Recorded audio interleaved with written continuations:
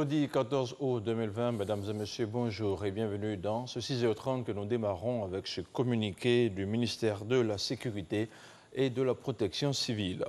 Suite à l'appel à manifester de certaines formations politiques de l'opposition au mépris des procédures administratives légales permettant d'encadrer les marches et de garantir la sécurité des participants et des populations, nous constatons avec regret l'organisation depuis quelques jours de manifestations dans certaines villes de notre pays. Ainsi, les lundis 10 et mardi 11 2020, la ville de Daoukro a été le théâtre de pillages, d'agressions et de dérives communautaires qui ont malheureusement causé la mort de plusieurs personnes blessées et des destructions de biens. Toujours dans cette dynamique de défiance de l'autorité de l'État et malgré l'absence d'autorisation des manifestations, parfois d'une rare violence, ont été organisées par une partie de l'opposition ce jeudi 13 août 2020 dans certaines villes du pays. Ainsi, à Beaunois, nous déplorons des pertes en vie humaine, l'agression du commissaire de police, le pillage et l'incendie du commissariat et de la brigade de gendarmerie, ainsi que le saccage des domiciles des agents de force de l'ordre. Dans d'autres villes, des barricades ont été érigées et des pneus incendiés, empêchant les habitants de vaquer à leurs occupations. Tout en s'inclinant devant la mémoire des victimes de ces actes odieux, le gouvernement présente ses sincères condoléances à leurs familles. Le gouvernement marque sa solidarité avec les blessés et salue le professionnalisme et l'esprit républicain de nos forces qui ont permis d'éviter un bilan plus lourd. Il tient à rassurer les Ivoiriens quant à sa détermination à ne pas laisser s'installer le désordre. Le gouvernement prend à témoin la communauté nationale et internationale sur le caractère illicite et violent de ces manifestations. Le gouvernement s'engage à agir avec la plus grande fermeté et à ne tolérer aucune entrave à la quiétude des Ivoiriens, à la liberté de circulation des personnes et au bon fonctionnement de l'activité économique sur toute l'étendue du territoire national. Enfin, le gouvernement informe les populations que les instigateurs de ces troubles et leurs auteurs répondront de leurs actes devant la justice. Signé le général Vagondo Diomandé, ministre de la Sécurité et de la Protection civile. Et je vous le disais, l'opposition politique dans son ensemble a appelé ses militants à manifester contre la décision du chef de l'État de briguer un nouveau mandat. Notre reporter Herman Guivet a sillonné quelques quartiers de la commune d'Abidjan. Voici son constat. Carrefour de Cocody ce jeudi. Des manifestants, une procession vite interrompue par les hommes du commissariat du 8e arrondissement de la commune, chargés de sécuriser les lieux. Direction Adjamé, dans le prolongement du carrefour Indénié, un important dispositif des forces de sécurité est déployé. Des rues quasiment désertes où règne un semblant de circulation. Nous sommes informés que quelques minutes plus tôt, des barricades avaient été érigées par des manifestants. Au moment de notre arrivée, elles ont toutes été levées et l'impressionnant dispositif des forces de sécurité que nous trouvons sur les lieux s'active à rétablir la circulation. Aucune présence visible de manifestants à l'horizon. À chaque coin de rue, des agents des forces de sécurité sont postés. Rond-point de la Riviera 2, cap sur le village de Anono. On nous apprend que la situation y est tendue. Des jeunes du village seraient aux prises avec les forces de l'ordre. Constat fait, chemin faisant, nous tombons sur une unité de la compagnie républicaine de sécurité CRS, occupée à démanteler un barrage de fortune érigé par des manifestants qui n'ont pas manqué de mettre le feu à des pneus usés pour couper toute circulation. Les forces de l'ordre s'activent à l'éteindre par tous les moyens. 500 mètres plus loin, au niveau de la chefferie d'Anono, un groupe de jeunes manifestants balance des projectiles en direction des forces de sécurité, qui restent pour le moins passives et tentent de contenir tout débordement. Un calme précaire s'installe. Nous quittons la Riviera Anono pour la Riviera Palmeraie. Ici, pas un seul manifestant dans les rues. Les forces de sécurité, elles, sont bien présentes. Puis direction Bingerville. Ici, rien à signaler également. Les habitants de la ville vaguent tranquillement à leurs occupations. Nous rebroussons chemin pour Anono, où, semble-t-il, la tension serait redevenue vive. Face aux jets de pierre, les forces de sécurité dispersent les manifestants à coups de gaz lacrymogène. Certains parmi eux seront interpellés, puis gardés à vue. Fin de constat, retour à la station de télévision. Hors d'Abidjan, la localité de Méagui est restée très calme. En toute quiétude, la vie a poursuivi son cours comme un long fleuve tranquille. Le commentaire de Walter Amadou Ouattara. Méagui, dans la région de la Nawa. Contrairement à la rumeur annonçant des troubles ici, la commune vit à son rythme habituel. La population, estimée à plus de 132 000 habitants, selon le RGPH 2014, vague à ses occupations dans la quiétude. On n'a pas de marche ici. Nous sommes en paix ici. Ceux qui viennent à un voyage, même nos massala, les bagala, les chats, ils sont en soubre, il n'y a pas de problème. Méagui est en marche. Donc vraiment, les magasins ne sont pas fermés. En tout cas, les gens vont au travail. Donc il y a le calme. C'est vrai que matin, ils ont essayé de perturber un peu la voie publique. Méagui est en voie de développement. Méagui est en train de bénéficier de certains projets grâce au président de la République, son Excellence Alassane Ouattara. Et ces projets-là, il ne faudrait pas que des troubles viennent arrêter ça. Nous avons déjà fait l'expérience d'une grande crise qui nous a coûté la vie d'hommes importants, de grands hommes de nos pays, dont la vie a été gâchée. Nous avons perdu beaucoup de choses et notre développement a reculé de combien d'années, on ne sait plus. On a perdu des gens qui auraient pu être de bons serviteurs, de bons citoyens pour notre pays. Alors j'ai demandé à la jeunesse de se calmer et d'éviter de poser des actes de vandalisme. Pour faire face à toute éventualité, un détachement de la gendarmerie nationale venu de Soubré assure la sécurité des différentes couches socio-professionnelles. Comme on peut le constater, ce jeudi 13 août 2020 n'est pas un jour mouvementé à Méagui. Au titre de l'actualité politique nationale, le Rassemblement des oufouettistes pour la démocratie et la paix, le RHDP, était jeudi devant la presse. Le directeur exécutif qui a fait le tour de l'actualité politique dans le pays a aussi annoncé pour le 22 août prochain l'investiture du candidat du parti. On en parle avec Alexis Ouedraogo. Le candidat du RHDP sera investi le 22 août prochain au stade Félix Houphouët-Boigny d'Abidjan. L'information a été donnée ce jeudi au cours d'une conférence de presse. Nous procéderons à l'investiture de son Excellence Alassane Ouattara, candidat du RHDP à l'élection présidentielle du 31 octobre 2020, le samedi 22 août 2020 au stade Félix Houphouët-Boigny. Dans cette dynamique, des missions éclatées seront déployées dès ce samedi 15 août dans toutes les régions du pays pour faire de cette investiture une grande fête et le point de départ de la victoire de notre candidat au soir de la présidentielle.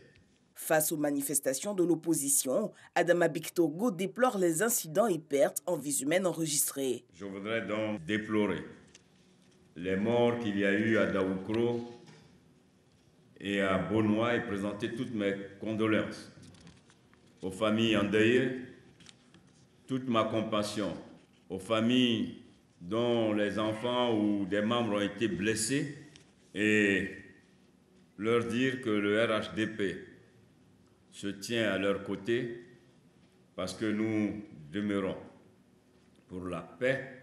Le RHDP invite le gouvernement à faire force à la loi. Nous souhaitons que des enquêtes soient ouvertes, aussi bien au niveau des commanditaires que ceux qui ont commis les actes. Pour le RHDP, il n'y a pas de débat sur la candidature d'Alassane Ouattara. On a dit, il y a des juristes à l'époque qui ont dit Alassane ne peut pas être candidat. Mais ça dépend de la question. Vous demandez si Alassane peut faire un troisième mandat. Mais les gens répondent qu'il ne peut pas faire un troisième mandat, mais il peut faire le premier mandat de la Troisième République. Aujourd'hui, Bédi est candidat parce que le verrou a sauté. Aujourd'hui, Alassane est candidat parce que c'est une nouvelle république. Moi, je crois que tout ce qui se passe, c'est parce que l'opposition n'est pas prête à aller à des élections. mais qu'ils nous le disent. Comme ça, on va s'entendre. Quand on va gagner, on va leur donner quelques postes. Le parti n'a pas manqué de se prononcer sur les irrégularités dénoncées par l'opposition quant à la liste électorale. Il était important pour M. Kikawe, ici, il était vraiment de bonne foi, que pendant la période donc, du contentieux, toutes ces anomalies soient portées à la connaissance donc, de la Commission électorale indépendante. Et justement, l'une des fonctions, l'une des missions donc, de la CEI pendant cette période, c'est de corriger donc, ces anomalies. Intervenant à la fin de la conférence, le directeur de cabinet du président du RHDP, Ibrahim Cissé Bakongo, a invité l'opposition au sens de la responsabilité. Il n'a nullement besoin d'insister sur le fait que le président du PDCI RDA devrait savoir, plus que tout autre citoyen ivoirien, que conformément aux dispositions pertinentes de la Constitution, seul le Conseil constitutionnel est juge en dernier recours de l'éligibilité ou non d'un candidat, en l'occurrence à l'élection présidentielle. Le parti donne rendez-vous pour la mobilisation du 22 août prochain. La Chambre haute du Parlement est au travail. À Yamoussoukro, les sénateurs ont planché sur 19 projets de loi réunis en session plénière après leur passage en commission. C'est à l'unanimité que tous les projets ont été validés. On voit cela avec Kader Sogodogo. Yamoussoukro, capitale politique ivoirienne, ce jeudi matin. La vie suit son rythme habituel, chacun vaque à ses occupations. Les sénateurs, eux, sont au deuxième jour de la séance plénière de délibération. 19 projets de loi votés en commission sont soumis cette fois-ci à l'ensemble des sénateurs. Ils ont pour nom le régime de prévoyance sociale des travailleurs indépendants, le régime financier des collectivités territoriales, la composition, les attributions et le fonctionnement de la Chambre nationale des rois et chefs traditionnels, de la Cour de cassation, du Conseil d'État, etc.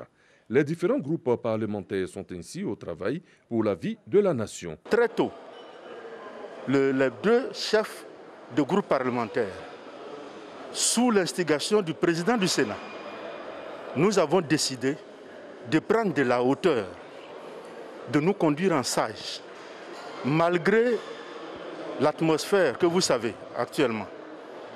Nous avons décidé de travailler en nous mettant au-dessus. Il n'y a pas qu'au sein du Sénat seulement que l'ambiance doit être préservée, la bonne ambiance doit être préservée. C'est dans tout le pays.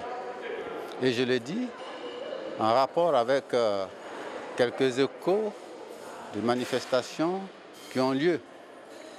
Mais nous sommes au Sénat, effectivement, et la sérénité des débats procède d'une sérénité de l'ambiance entre sénateurs.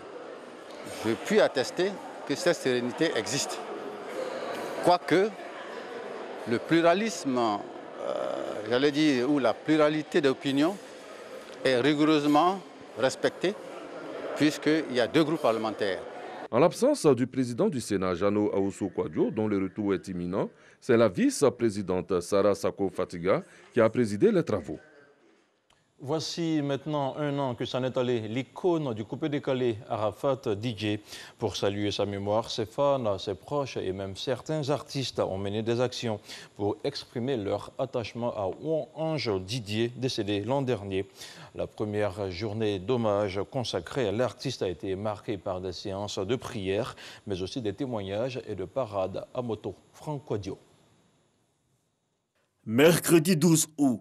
La date n'est plus ordinaire désormais. C'est jour de commémoration du décès de l'icône du coupé décalé DJ Arafat. Cimetière de Williamsville, depuis le matin, certains fans, les Chinois comme on les appelle, se recueillent sur la tombe. Je suis venu lui rendre hommage de ma manière, pour lui dire vraiment que ça fait un an que j'ai mal. Mais l'événement de la journée, c'est ici, au lieu de l'accident dans la commune de Cocody. Passionnés ou simples curieux y convergent depuis la matinée. Ambiance entretenue jusqu'à la tombée de la nuit, parade de motocyclistes amateurs, cris et viva. Des fans survoltés, sûrement l'adrénaline du 12 500 volts d'animation qu'incarnait leur idole. De la place DJ Arafat au stade Angré, lieu du concert dédié, un élan d'enthousiasme permanent. Aujourd'hui, je suis vraiment content, ému de voir tous ces fans de l'artiste. On a démontré aux yeux du monde entier qu'on aime réellement le Daichi. Communion entre fans et artistes venus contribuer, un moment particulier.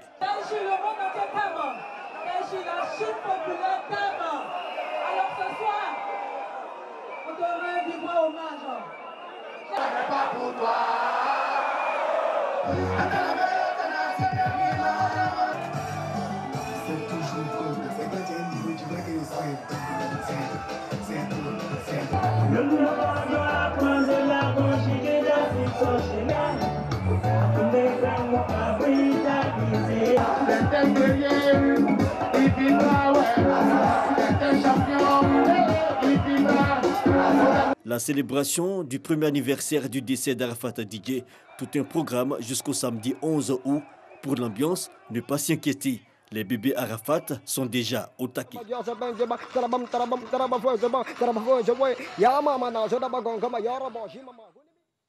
Arafat Didier. Au chapitre de l'actualité internationale, nous ouvrons avec le Mozambique en s'emparant mercredi dernier du port de Mocimboa et de Praia dans le nord du Mozambique. Les insurgés terroristes ne sont qu'à 80 km des installations gazières que développe actuellement le groupe français Total avec l'italien Eni et l'américain ExxonMobil. Ce projet, le plus grand d'Afrique, est vital pour l'économie mozambicaine, mais aussi c'est une priorité pour les géants français des hydrocarbures. Depuis quelques mois, les installations sont d'ailleurs sous la protection de l'armée mozambicaine, mais l'insécurité qui règne en raison de l'insurrection terroriste déclenchée depuis 2017 fait peser de gros risques sur le développement des champs gaziers. Et puis, dans l'actualité hors du continent africain, le chef de gouvernement de Caracas, Dario Vivas, qui représente le gouvernement national dans la capitale vénézuélienne, est décédé à l'âge de 70 ans. Hier jeudi, il y a près d'un mois, Dario Vivas avait été testé positif au coronavirus, a-t-on appris de sources officielles. Voilà, c'est ici que l'on s'arrête pour ce premier point d'information sur RTI 1. Merci à vous tous qui l'avez suivi. Retrouvez à 13h Hamza Diaby.